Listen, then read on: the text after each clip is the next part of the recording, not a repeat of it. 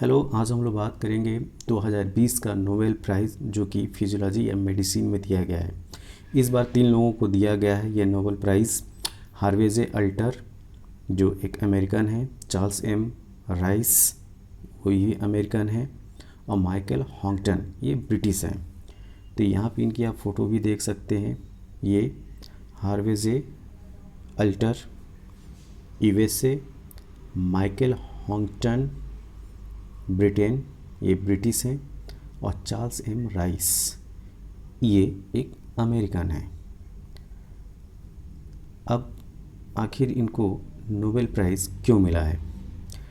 तो इनको Nobel prize मिला है क्योंकि इन्होंने हेपेटाइटिस सी वायरस की डिस्कवरी की है। तो हेपेटाइटिस सी वायरस की खोज के लिए इनको मेडिसिन या फिजियोलॉजी में इस साल का नोबेल प्राइज़ दिया गया है। इस साल बोले तो 2020। अब आखिर हेपेटाइटिस सी वायरस इतना इम्पोर्टेंट क्यों है?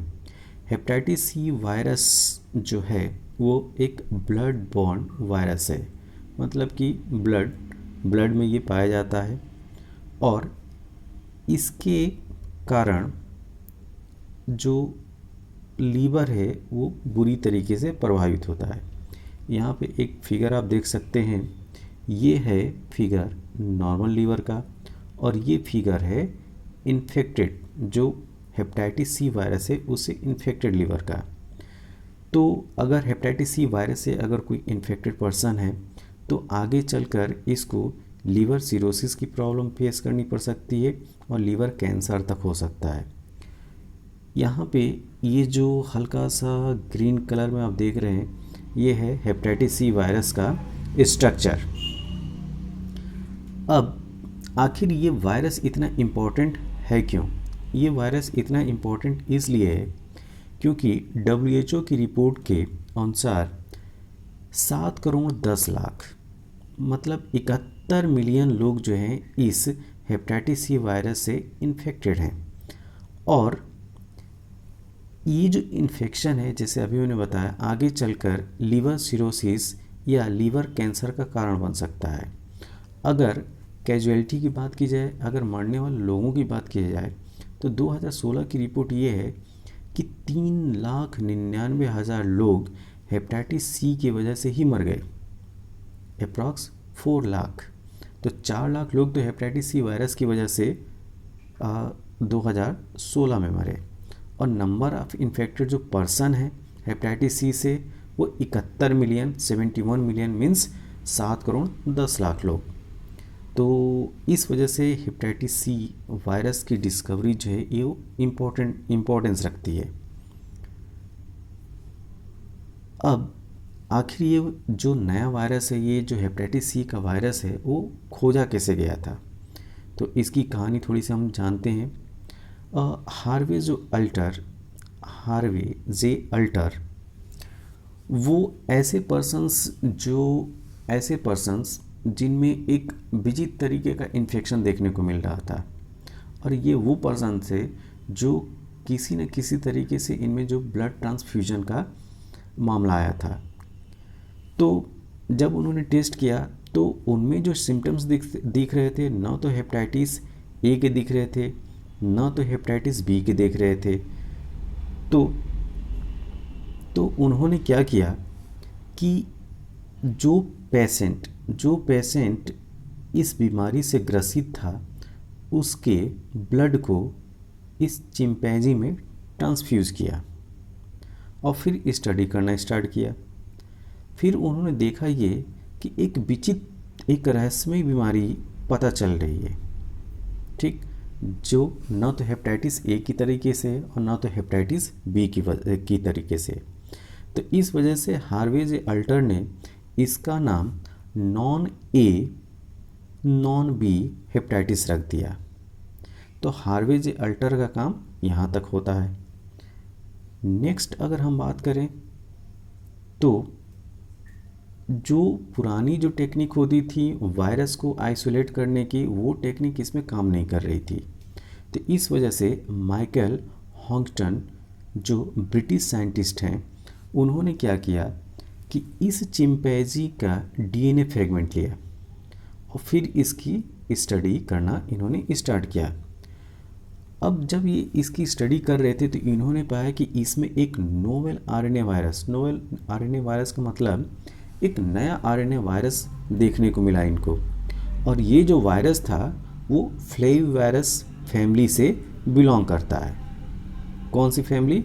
फ्लेविवायरस। जिस तरीके से ह्यूमन बीइंग की फैमिली होती है, ठीक उसी तरीके से वायरसेस की भी फैमिली होती है। तो एक विशेष फैमिली जो फ्लेविवायरस है उसकी फैमिली से बिलोंग करने वाला ये वायरस मिला, जिसका नाम यहाँ पे याद रखना, माइकल हंगटन ने जिसका नाम हेपेटाइटिस सी वायरस रखा, हेपेटाइटिस सी वायरस। अब नेक्स्ट जो काम बचता है वो चार्ल्स एम राइस का।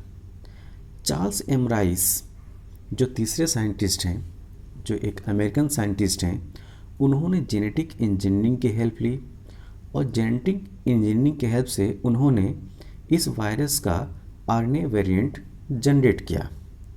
और इस आरएनए वेरिएंट को जनरेट करने का मतलब, इसका मतलब ये कि ये जो वायरस है इस वायरस के जीनोम को सीक्वेंस किया, यहाँ से ये समझिए, और इस आरएनए वेरिएंट को इस चिंपैंजी के लीवर में इंजेक्ट किया।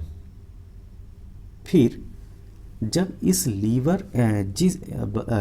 इस चिंपैंजी के लीवर में इन्होंने इंजेक्ट किया और फिर स्टडी की तो इनको स्टडी में ये पता चला कि इसके ब्लड में, चिंपैंजी के ब्लड में ये वायरस मिल रहा है और ये वही सारे सिम्टम्स या चिंपैंजी के अंदर वो चेंजेस जो दिखा रहा है जो मानव के अंदर चेंजेस देखने को मिल रहे थे। किसकी वजह से? हेपेटाइटिस सी वायरस की वजह से।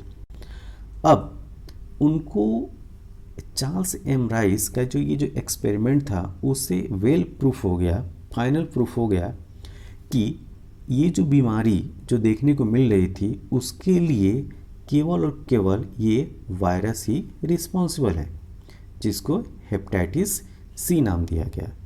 तो यहाँ पे बिल्कुल कंफर्म हो जाता है चार्ल्स एम राइस के एक्सपेरिमेंट से कि इस इन्फेक्शन का या ये जो मिस्टीरियस डिजीज़ है उसके लिए जो रिस्पॉन्सिबल है वो है हेपेटाइटिस सी वायरस।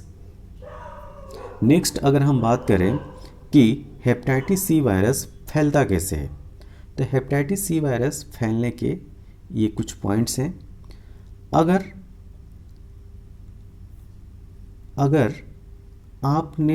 अगर कोई ड्रग, जैसे इंजेक्शन से ड्रग लेना होता है तो एक दूसरे से अगर ट्रांसफ़र कर रहे हैं ड्रग को इंजेक्शन के थ्रू, तो उसमें अगर वायरस कंटामिनेटेड है तो ये हेपेटाइटिस सी फैल सकती है। टैटू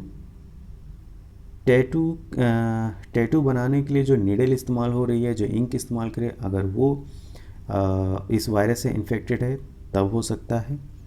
ब्लड ट्रांसफ्यूज़न, ऐसे पर्सन का ब्लड दिया जाए जो हेपेटाइटिस सी से ग्रसित है तो चांसेस हैं हेपेटाइटिस सी के फैलने के।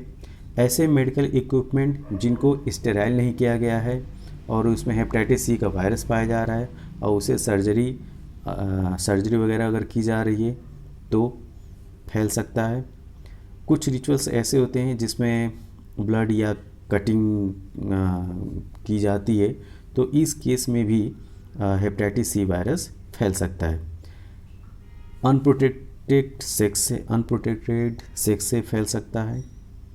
प्रेगनेंसी एंड बर्थ, ये जो पॉइंट है, मदर से बेबी को फैलने का जो चांस है वो कम है, लेकिन ऐसी पॉसिबिलिटी है कि मदर से बेबी को भी हेपेटाइटिस सी वायरस फैल सकता है।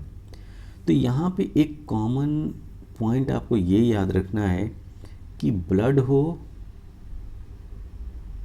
या बॉडी फ्लूइड, ब्लड या बॉडी फ्लूइड के कांटेक्ट में अगर इन्फेक्टेड ब्लड है या बॉडी फ्लूइड है, अगर उससे वो जो ट्रांसफ्यूजन हो रहा है तभी चांसेस हैं हेपेटाइटिस सी वायरस के फैलने के, अदरवाइज हेपेटाइटिस सी नहीं हो सकता। अब यहाँ पे पॉइंट है कि हेपेटाइटिस सी कैसे नहीं फैलता है। तो कफिंग, स्नीजिंग मतलब खांसने और छींकने की वजह से नहीं फैल सकता इससे।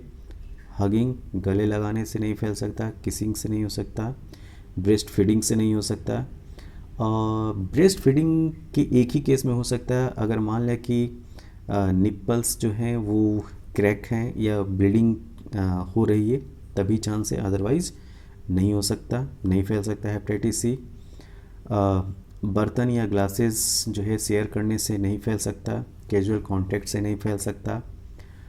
फूड या वाटर, खाना या पानी जो है एक दूसरे से शेयर करने से नहीं फैल सकता। अगर आप एक ही थाली में खा पी रहे हैं तो अगर इन्फेक्टेड पर्सन है उसकी थाली में बैठ के खा रहे हैं तभी नहीं फैल सकता। मच्छर के काटने से भी नहीं फैल सकता या किसी और इंसेक्ट के काटने से भी नहीं फैल सकता हेपेटाइटिस सी। तो ये पॉइंट्स हैं हेपेटाइटिस सी के ना फैलने के। अब ये बात की जाए कि ये डिस्कवरी जो है वो क्यों मैटर करती है। ये डिस्कवरी इसलिए मैटर करती है कि जब हम ब्लड टेस्ट से पता कर सकते हैं कि हेपेटाइटिस सी वायरस है कि नहीं है, तो हम इस तरह के ब्लड का ट्रांसफ्यूजन नहीं करेंगे जिससे कि हेपेटाइटिस सी न फैले। एक पॉइंट ये, प्लस इस वायरस के डिस्कवरी से जो है बहुत सारी एंटीवायरल ड्रग को डेवलप करने में हेल्प मिली है। तो ये जो 2 पॉइंट है, ये 2 पॉइंट आगे चल के ये पॉसिबिलिटी है कि हेपेटाइटिस सी वायरस से पूरे विश्व की जनसंख्या को छुटकारा दिलाया जा सकता है। तो इस वजह से ये इतनी इम्पोर्टेंट डिस्कवरी थी जिसकी वजह से इन 3 साइंटिस्टों को आज 5 अक्टूबर 2020 को नोबेल प्राइज़ मिला। Okay, thank you.